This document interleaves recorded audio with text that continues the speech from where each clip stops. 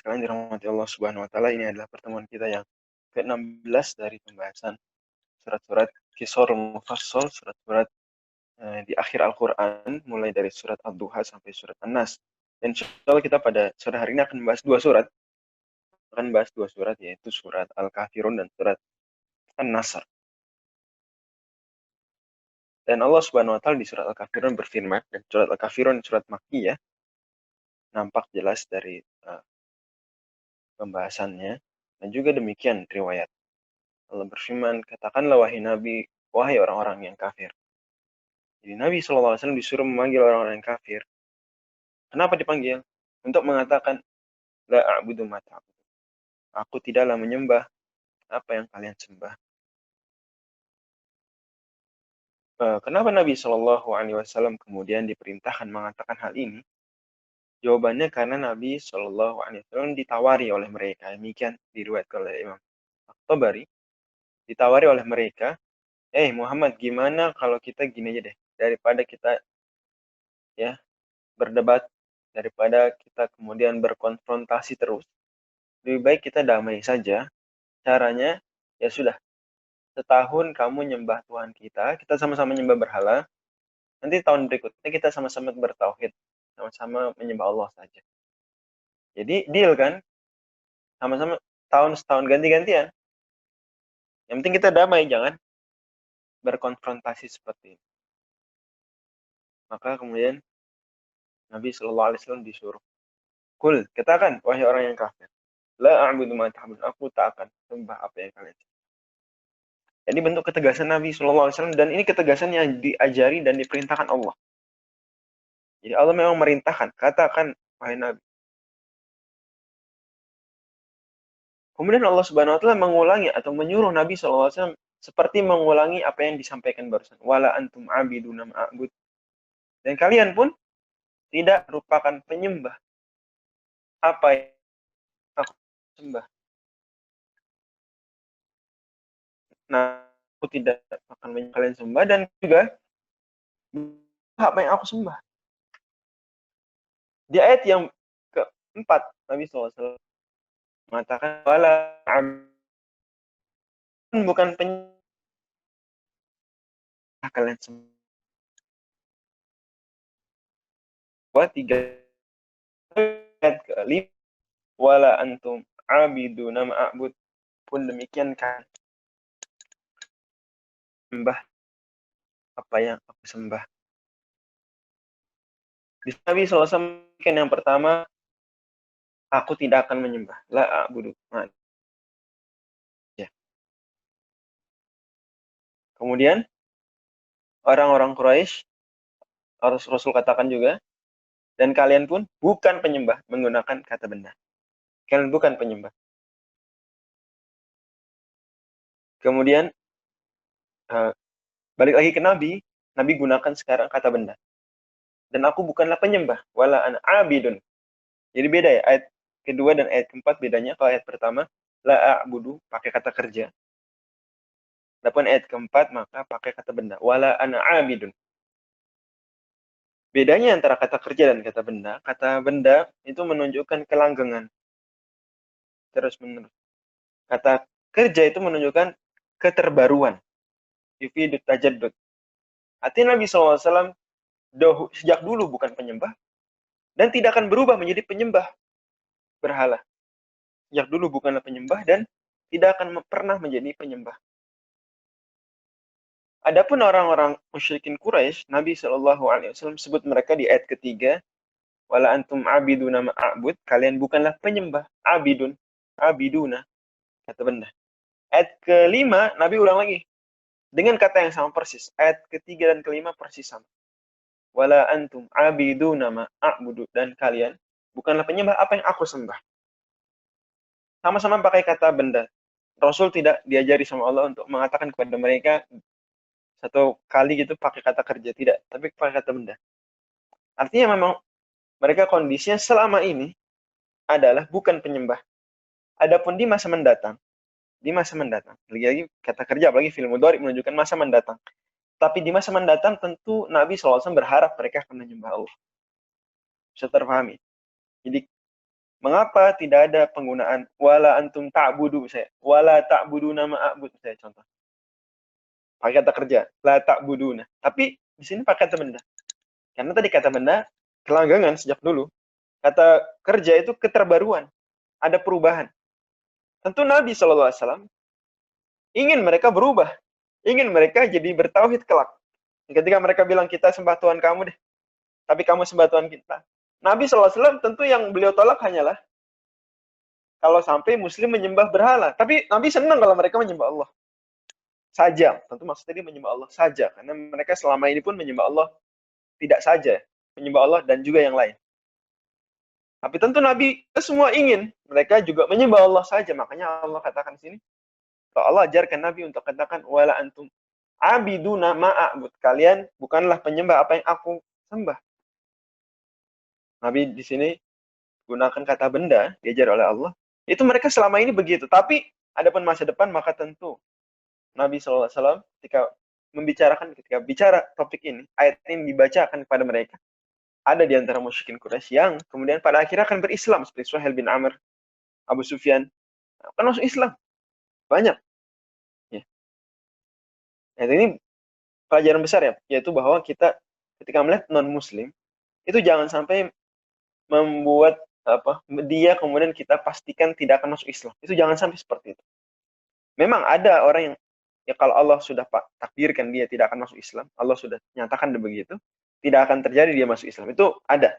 Tapi kan teman kita apa Allah bilang begitu? Kan kita nggak tahu. Ya. Di sini non-muslim atau musyrikin zaman Nabi pun banyak yang Nabi tidak tahu mereka ntar masa depannya gimana. Ada yang Allah bilang sama saja engkau beri peringatan atau tidak mereka takkan beriman. Ada, tapi siapa? Tidak jelas. Maka kemudian karena Nabi terus berdakwah, itu bukti Nabi terus mengharapkan mereka dapat hidayah. Kalau Nabi sudah putus asa, yaudahlah kalian nggak mau masuk Islam ya wes. Niscaya Nabi akan berhenti dakwah. Nyatanya Nabi terus berdakwah. Baik. Jadi itu alasan hikmah kenapa diulang 2 kali dan sama-sama dengan kata benda adalah karena itu menyebutkan mereka selama ini mereka bukan penyembah Allah dan berharap bahwa kelak akan menjadi penyembah Allah saja yang bertauhid. Adapun kenapa diulang juga mereka sebagai bukan penyembah Allah diulang 2 kali juga untuk menegaskan bahwa selama ini mereka meskipun menyembah Allah, tapi ketika menyembah selain Allah juga maka mereka belum menyembah Allah. Saya ulangi lagi, jadi selama ini orang Quraisy itu menyembah Allah juga dan menyembah berhala juga. Dan ini bukan yang diinginkan Allah. Ini tetap kekafiran, ini tetap kemusyrikan.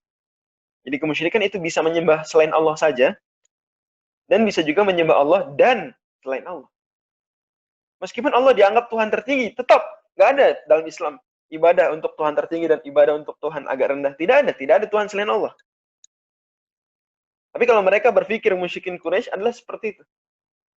Allah ini Tuhan, tapi Tuhan tertinggi. Berhala-berhala ini juga Tuhan. Maka Rasul disuruh menegaskan 2 kali bahwa kalau masih tetap seperti itu cara ibadahnya, mereka bukanlah penyembah apa yang kaum muslimin sembah. Menarik ya, logikanya kan, loh kan sama-sama nyembah Allah. Tapi nyembah Allahnya beda. Di situ nyembah Allah dan selain Allah, muslim menyembah Allah saja. Dan ini diulang 2 kali untuk menegaskan bahwa bukan orang bertauhid, bukan muslim.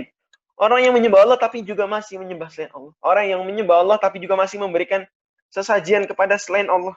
Orang yang menyembah Allah tapi juga masih menyembelih untuk selain Allah. Orang menyembah Allah tapi masih menyembah kemudian benda-benda mati, masih menyembah benda-benda hidup mungkin bahkan. Ya, mempersembahkan persembahan kepada mereka. Apa yang tidak boleh dipersembahkan kepada selain Allah.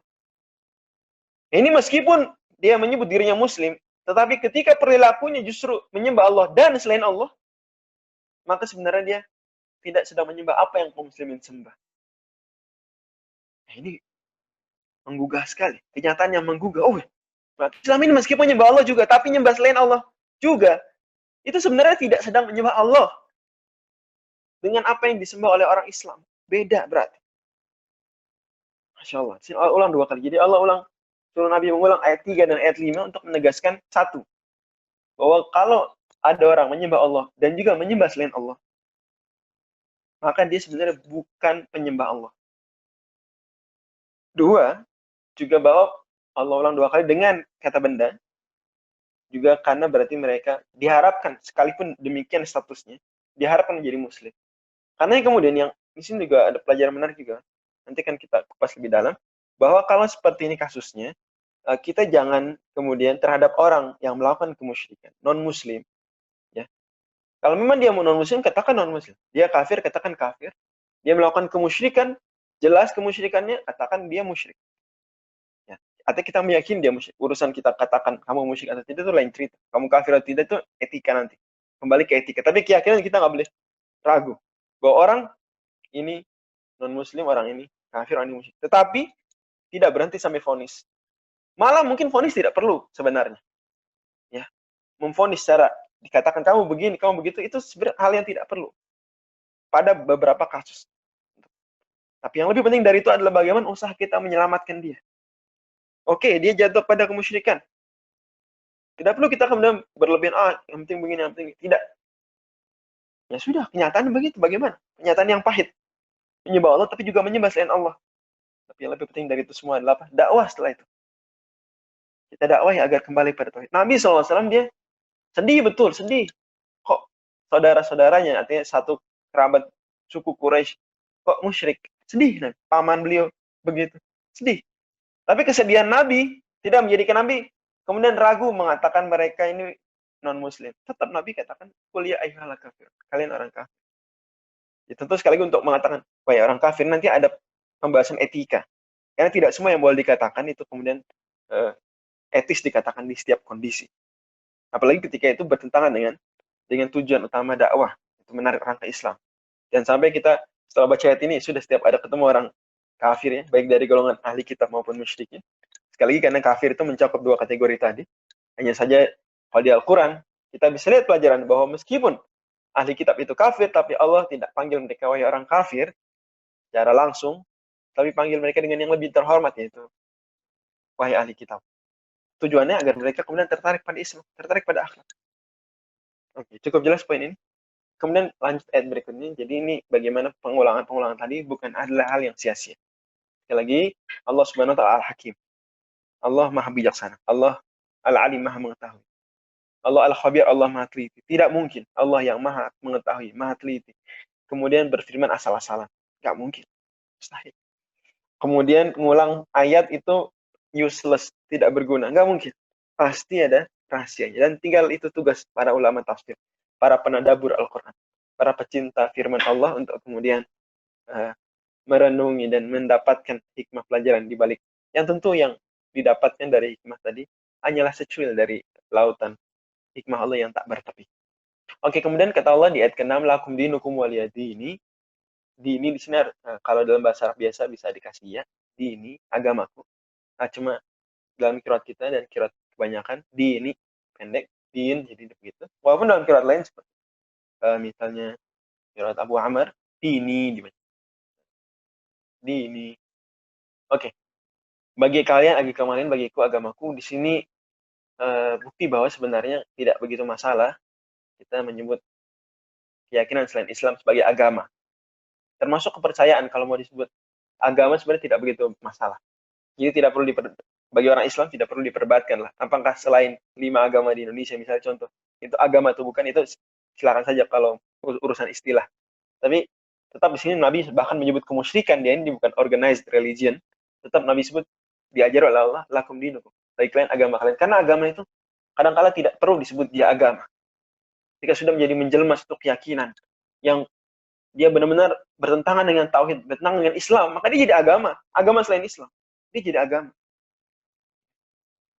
Jadi jangan pernah kemudian, wah saya Muslim tetapi isme ini. Ketika isme ini ternyata ada bertentangan total dengan hal-hal baku dalam Islam, ya berarti dia agama lain. Anda berarti menggabungkan dua hal yang bertolak belakang. Menggabungkan saya Muslim tapi non-Muslim. Terpahami ya sampai sini. Jadi pada akhirnya kemudian apapun selain Islam, bertentangan dengan Islam, itu agama. Itu agama lain selain Islam. Dan kategorinya adalah musyrikin karena ketika non-Muslim selain Yahudi Nasrani itu auto musyrik. Baik, di sini ada beberapa hikmah pelajaran. Namun sebelum kita ke hikmah pelajaran, kita ke munasabah seperti biasa. Apa hubungan surat Al-Kautsar, surat sebelum ini dengan Al-Kafirun? Disebutkan oleh para ulama bahwa di antara kemiripan antara surat atau kesesuaian dan keterkaitan antara dua surat ini adalah ketika Allah firmankan di Al-Kautsar, "Fasholli li rabbika wanhar." Sembahlah, ya, salatlah hanya pada Tuhanmu dan sembelihlah hanya untuk Tuhanmu. Dan ini dua, ya, salat dan penyembelihan ini salah satu dua bentuk ritual ibadah paling penting yang bahkan sejak manusia generasi pertama pun telah melakukannya. Salat dan penyembelihan. Bahkan kita lihat orang musyrikin, agama apapun di dunia itu ada dua konsep ini, yaitu sembahyang dan penyembelihan. Itu ada. Mungkin ada agama atau keyakinan selain Islam tidak punya zakat, mungkin saja ada. Tidak punya haji, mungkin. Tidak punya puasa, mungkin. Tapi pasti punya sembahyang dan penyembelihan. Dan ini sama karena yang mengajak kemusyrikan itu setan. Jadi ide kemusyrikan itu berasal dari setan juga. Nah, memanfaatkan kelemahan akidah seorang misalnya, ditipu dia dan seterusnya. Karena kemudian Al-Kautsar seperti mewakili dua ibadah yang hanya boleh dipersembahkan pada Allah. Kalau dipersembahkan pada selain Allah, baik sholat maupun penyembelihan, sepakat seluruh ulama Islam bahwa itu adalah kekafiran, mengeluarkan dari Islam. Maka Allah katakan di sini, orang kafir. Jadi diperjelas. Bagaimana kami tidak sholat, tidak menyembelih kepada selain Allah, maka kami juga tidak akan melakukan penyembahan seperti apapun kepada Tuhan-Tuhan kalian. La a'budu ma ta'budu. Kalau kalian suruh kami sholat buat berhala, kami nggak mau. Kalian suruh kami menyembelih untuk berhala, kami nggak mau. Jelas ya sampai sini ya. Baik, kemudian kita ke pelajaran. Nanti kita singgung munasabah lainnya ketika sudah masuk surat Al-Kautsar. Karena ini surat An-Nasr, Al-Kautsar, Al-Kafirun, An-Nasr ini menarik sekali kaitan. Dan like semua surat di Al-Quran pasti urutannya adalah serasi. Pelajaran yang pertama dari 5 pelajaran terpenting surat ini adalah bahwa orang yang di luar Islam menyembah selain apa yang kita sembah, termasuk dalam hal Nasrani, termasuk Yahudi, adalah kategori orang kafir. Karena orang kafir itu orang yang tidak mewujudkan prinsip-prinsip dasar keimanan, prinsip-prinsip dasar tauhid, keluar dari Islam. Kemudian pelajaran yang kedua adalah bahwa tidak boleh kita berkompromi dalam prinsip akidah, tidak boleh. Kompromi dalam fikih masih mungkin. Ya, fikih yang bukan prinsip agama masih mungkin. Kompromi dalam urusan duniawi jelas mungkin. Tapi kompromi dalam akidah tidak. Meskipun tujuannya untuk menyatukan. Tentu kompromi di sini kompromi yang tidak dibuat kado. Kompromi yang menjadikan kita juga ikut kemusyrikan. Seperti misalnya satu suku ya, dia terus-terusan tidak akur. Biar akur gimana ya sudah, ya muslimnya nyembah berhala, ya musyrikinnya nyembah Allah. Kayak gini nggak perlu, nggak perlu damai. Karena yang seperti ini, tentu damai yang dimaksud damai seterusnya. Ada kondisi bisa berdamai, tapi tidak dengan melakukan kemusyrikan. Kalau berdamai dengan melakukan kemusyrikan, maka tidak. Karena itu jangan sampai kemudian kita dengan tujuan ini sudah biar bersatu kita lakukan kemusyrikan. Tidak. Di sini Nabi ditawarkan mau bersatu ini. Dakwah Islam mau difasilitasi, mau dijadikan resmi. Boleh Islam berdakwah. Islam menjadi agama resmi, salah satu agama resminya Quraisy. Kan begitu. Ditawarkan. Tapi kami nggak mau kalau konsekuensinya harus turut menyembah berhala. Nggak mau. Dan itu nggak boleh. Kata Allah, waddu law tudhinu fayudhinun. Mereka ingin kamu ini kompromi, melemah, ya, melembek dalam urusan prinsip akidah. Jangan. Pelajaran ketiga adalah bahwa jelas perbedaannya antara keimanan dan kekafiran itu jelas dan harus diperjelas dan harus ada pemerjelasan, harus ada pembedaan. Jangan sampai ada usaha kemudian untuk mengabu-abukan. Tidak boleh. Katakan yang hak itu hak, yang batil yang batil. Justru puncak. Nah, kemudian pelajaran keempat adalah betapa tolerannya Islam. Lakum dinukum waliyadin. Bagi kalian agama kalian, bagi kami agama kami. Kalau bersatu ini seperti ini, maka ini persatuan yang jelas Islami. Yaitu persatuan yang bagi kalian agama kalian, silakan, bagi kami agama kami. Tapi kalau persatuan didapat dengan mencampurkan agama kita ikut beragama kamu, kalian ikut agama kita, ini bukan persatuan diinginkan. Persatuan diinginkan, toleransi yang diinginkan adalah yang seperti ini. Silakan, tidak perlu kita menyetujui, tidak. Lagi-lagi silakan di sini bagi kalian itu bukan artinya kepersetujuan. Setuju itu adalah kekafiran yang lain. Kita menyetujui kekafiran, itu kekafiran. Meragukan ini kafir atau bukan, padahal jelas kekafiran, itu kekafiran yang lain. Meyakini kebenarannya, itu kekafiran yang lain. Tapi gimana dong toleran? Udah, silakan saja. Silakan, bukan setuju. Anda salah, tapi silakan. Dan ini mengantarkan kita pada pelajaran yang kelima terakhir adalah bahwa toleransi atau puncak toleransi justru adalah dengan meyakini orang lain salah. Puncak toleransi adalah dengan meyakini orang lain keliru, orang lain kafir, tetapi kemudian kita tidak zalim, tidak jahat padanya. Tetapi kemudian kita memberikan, kita mempersilahkan. Itu puncak toleransi. Justru kalau seandainya kita yakini dia benar, baru kemudian dipersilahkan, ya berarti itu bukan toleran namanya. Kan Anda yakin itu benar. Toleran itu Anda yakin itu salah, kemudian Anda biarkan, Anda persilahkan. Itu toleran. Kalau Anda yakin persilahkan, dia benar kok. Mana toleransinya? Anda yakin dia benar. Toleransi itu Anda yakin dia salah, tapi Anda biarkan.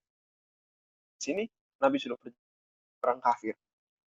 Meskipun kalian mengklaim penyembah Allah, tapi ketika kalian nyembah juga selain Allah, kalian bukan penyembah Allah. Tapi sekalipun demikian, wes bagi kalian agama kalian.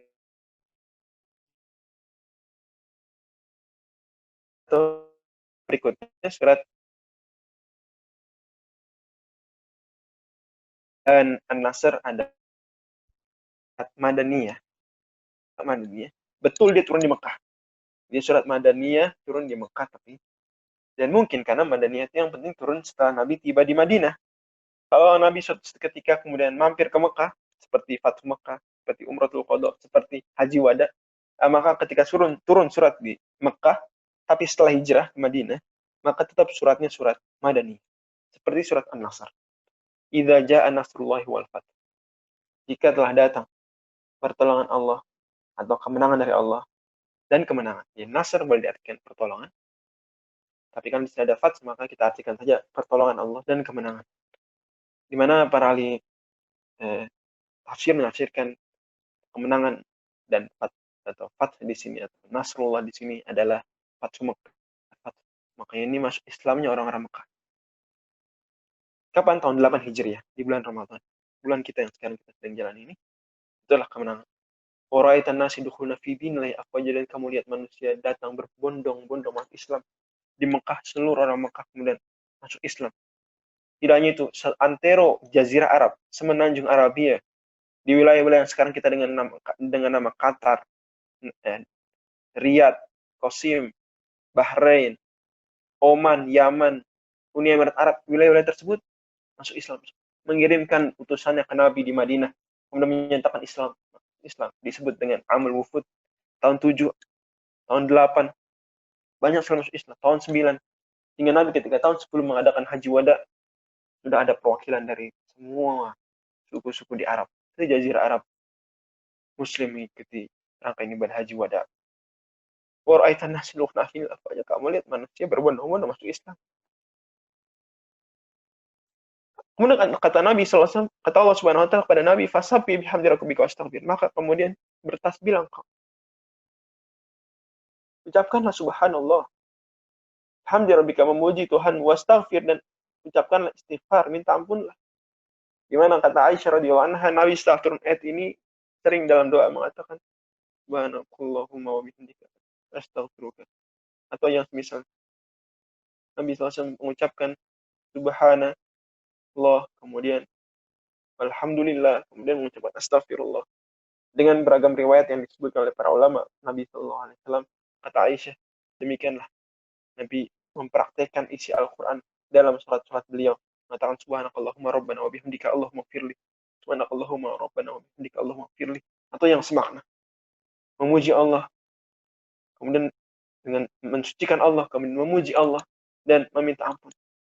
Mensucikan Allah karena Allah Subhanahu wa taala tersucikan dari kekurangan. Dakwah Nabi selama ini penuh dengan kekurangan. Nabi sadari penuh dengan kekurangan. Maka Nabi kemudian mensucikan Allah bahwa Allah Subhanahu wa taala sempurna, adapun dakwah Nabi SAW, maka mungkin Nabi atau oknum sahabat mungkin tidak sempurna. Kemudian Nabi memuji Allah, Rabbana wa bihamdika, segala puji bagi engkau. Nabi memuji Allah atas masuk Islam orang-orang banyak, berhasilnya dakwah.